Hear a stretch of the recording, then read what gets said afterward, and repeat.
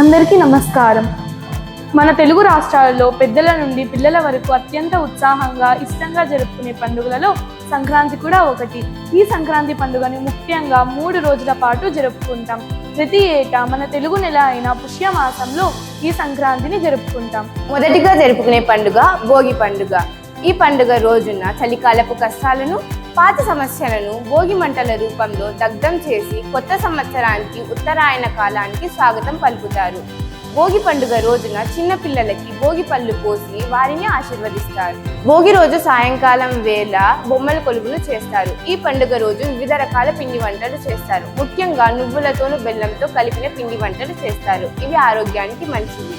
సూర్యుడు ధనుర్రాశి నుంచి మకర రాశిలోకి ప్రవేశించిన సందర్భంలో మకర సంక్రాంతిని జరుపుకుంటాం. మకర సంక్రాంతి పండుగ రోజు తమ పూర్వీకులకు తర్పణం సమర్పించేందుకు భగీరథ మహర్షి గంగమ్మను భూమిపైకి ఆహ్వానిస్తాడు. తన ప్రతిపాదన అంగీకరించి మకర సంక్రాంతి రోజు భూమిపైకి వస్తుంది. అందుకే ఈ రోజున మకర సంక్రాంతి జరుపుకుంటాము.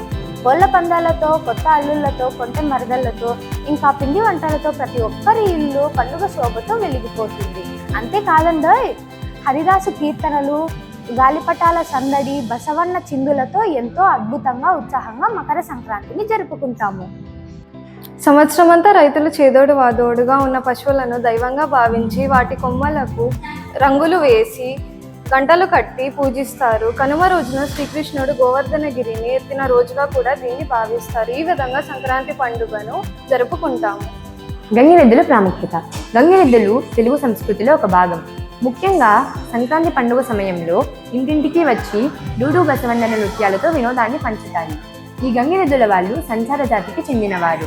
పశు సంపదకు ప్రాముఖ్యతనిచ్చే మన తెలుగు సంస్కృతిలో గంగిరెద్దులకు ప్రత్యేక స్థానం ఉంది. ఎద్దును నందీశ్వరుడుగా భావిస్తారు. సంక్రాంతి సమయంలో ఇంటి ముంగిట గంగిరెద్దులు చేసే సందడి మన తెలుగు వారి సాంప్రదాయంలో ఒక మధురమైన జ్ఞాపకం. అందరికీ సంక్రాంతి శుభాకాంక్షలు. ధన్యవాదాలు.